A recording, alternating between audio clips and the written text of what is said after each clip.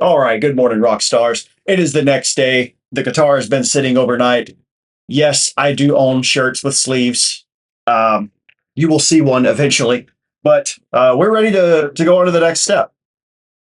So I've already tuned up. So before I click off of me and go to the guitar, right? What I want to talk to you about is what exactly we're going to do. I'm probably going to break this up in different videos because nobody wants to see an hour-long video of me setting up a guitar, I think. If I'm wrong about that, let me know. Um, but what we want to do is train. All right. It's a good little acronym to remember. We want to tune, relief, action, intonation, nut. All right. So I've already tuned up. I want to give you a little um, when you tune, you want your guitar in the upright position. You don't want to be tuning with it down like this or angles or whatever, because as you turn this, you are affecting the tuning stability of the guitar. So tune it as you're going to sit and play it or stand and play it, however you do, it doesn't matter. The next thing, every time you do a setup on a guitar, you have to keep in mind, one, what string gauge you're going to be using, and two, what tuning you're going to be using. So, for example, if I put um, tens on this and I say, hey, I'm going to tune it to E standard, right? And then I set the guitar up for that. Specifically, if I intonate it for that, and then I go to E flat, it should carry over. It should, but it doesn't always. So whatever you're going to tune this guitar to, whatever gauge strings you're going to put on it, the gauge does have a higher factor. Let me throw that out there.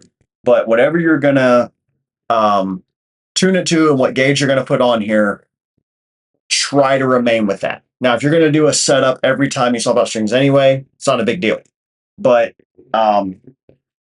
if you're the kind of person, for me, it is a big deal anyway, because like I said before, I swap strings like twice a year just because of how infrequent I play each guitar.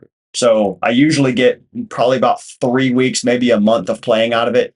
So, with the rotation, like that ends up being, roughly about 8 months, 6 to 8 months or something like that. And then I swap strings. Anywho, um, so tuning stability should be good, but make sure you're keeping with the same gauge at the very least. All right, with that, let's kick it. Let's get into the guitar itself. All right, so as I mentioned, I've already done the tuning part of our train. So first thing I want to do is move this up a little bit. So I'll move that down a little bit rather than move the guitar. That way the guitar still stays in the shot. We're going to capo the first fret because the first thing we're going to do is check our neck relief, right? If you don't have a capo, that's okay. Just take a guitar pick, put it underneath the A and in this case, not the A. Put it under in this case, since the 8th string, your 7th and 6th string, put it under your next 2 strings. We'll put it that way. And the pressure from these strings is going to push down on that lowest string. And then basically that acts as a capo. Now, if you're using capo, obviously you don't put it on the fret wire. We want to put it on the fret itself. So like that. All right. So now we are going to stand the guitar up because it needs to be upright. You don't want to check your neck relief with the guitar laying down because gravity is pulling on the string. All right. We're going to hold anything after the 15th fret. You'll see things that say 15, 17, 19, whatever. I don't think I've seen anything past 19, but yeah, just somewhere in this general area. I like to hold there though. Sorry, I'm blind. Got to get my old man glasses on so I can actually see what I'm doing. All right. And I'm just going to touch, and I barely have just a little bit of relief there. Just a tad, just enough. So if you want the correct way to measure this, right? First and foremost is you want to look up the manufacturer specifications.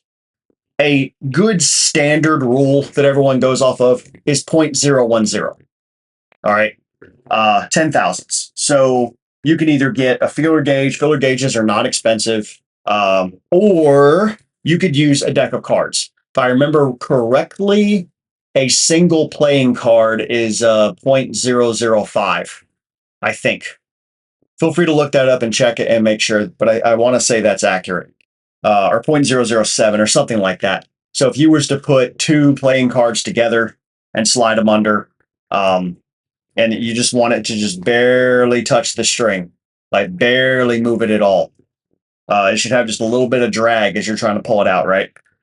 Um, that would be the way to do it. Or you could use just one playing card, and as long as one playing card slides under with ease, you're probably okay.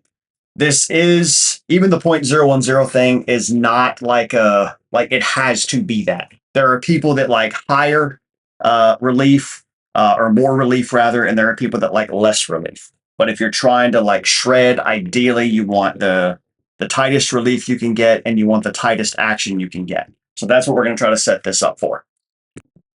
Okay, so the Schecter C8 hybrid Hellraiser is 0.010. So it just meets the standard specification.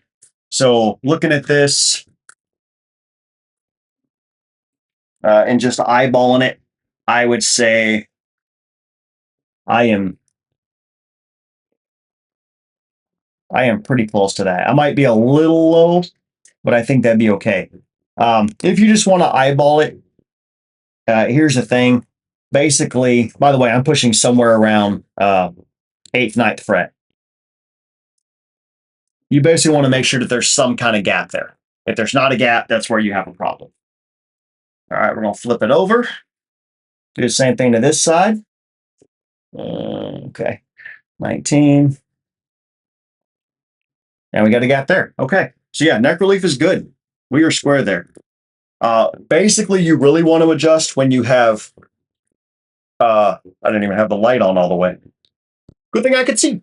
When you have no relief at all. No relief is bad. If the string is sitting directly on the fret, that's bad. You definitely want to raise it.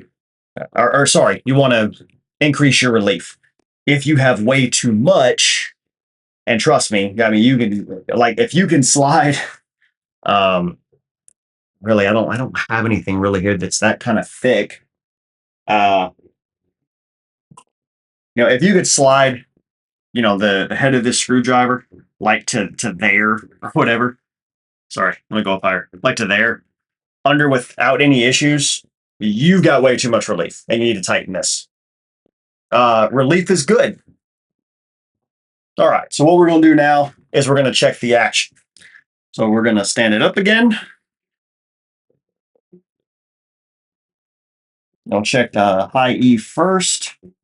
By the way, I had already looked this up. We need 1.5 millimeter on the high E and then 2.0 on the low string. So we are checking at the 12th fret. We are right at 1.5. By the way, you want the bottom of the string. For clarity, you want the bottom of the string to barely touch the top line on your gauge.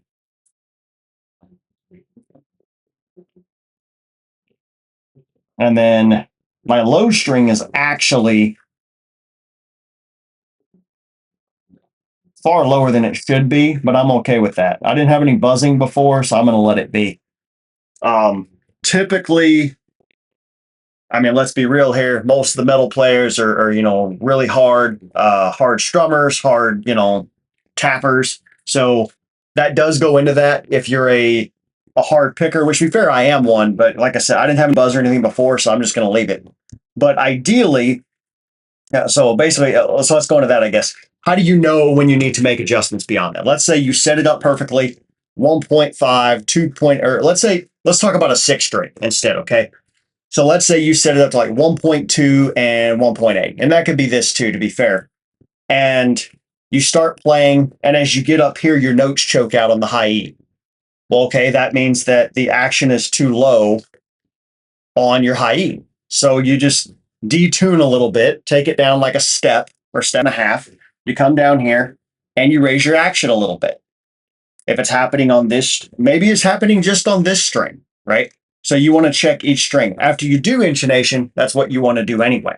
Go back, play, or sorry, your action, as I was, your action. You want to go back anyway, and you want to, run through your strings. Play. I like playing basically just Ideally, you want to do every single note, but at the very least, just to get a idea, just play every fret markered note: 3, 5, 7, 9, 12, 15, 17, 19, 21, so forth, 24. So in this case, so um, yeah, you'll run through each string individually and make sure that they all don't buzz or notes choke out when you bend or anything like that. Um, and then you'll come back and you'll do your intonation. So for action, that's what we want to do. Stand it up, check our action, just on these other two strings. Then, well, there's two ways you could do this. You could either buy some of these guys here, string action gauges. I got a whole package of them. And you will put it on the fretboard. It's going to be a little hard to do on an 8 string, as you can see, but you'll go under the strings, check the fretboard height, then you'll run it back here to the saddles and see. We actually can't even use it. Well, I guess we kind of can, but not really. We shouldn't, because you want it to go across all the strings. So I won't be able to use this on here. Which, since these are good, more than likely all these are too. But if you use this on a 6 string, then you would put it both your E's touching here, and as you lift this up without pulling on the strings, which is why you want to go all the way to the saddles, all your other strings should follow that curve of this material, right? So this is a 10 fretboard radius, so it's going to follow that curve there. Well, actually, technically, it's going to follow this curve, but you get my point. I probably still could. So let's find. I'd bet this is probably, there's a 12. This is going to be pretty flat. I'd bet it's probably like a 16. There's a 14. 16. All right. So let's see here. Schecter Hybrid C8 fretboard radius, not radii, but all right. So it's a compound radius, 12 to 16. What that means is down here, the fretboard radius is 12 inches. As you get up higher, by the time you hit the 12th fret, it's 16. So it's flatter up here. That way you can get more into the whole shredder territory, right? So because it changes, we're going to have to be a little careful with how we want to do this, right? How we try to do this. I'm just going to put these in here. And again, just kind of eyeball that. Looks like all the strings are touching okay. So I'm not going to worry about it. Now, what happens if you don't do this? Nothing really. You could just, like I said, just change them individually. You can look down, look across at them, and make sure that they're all appear to be level. If you got one that's sitting way higher or way lower, then obviously that's one that's a little messed up, and you'll just adjust that one. If you're like me and you have a problem with depth perception, then good luck. All right, so we are good to go with our tuning, our relief, and our action. Now we're going to test intonation.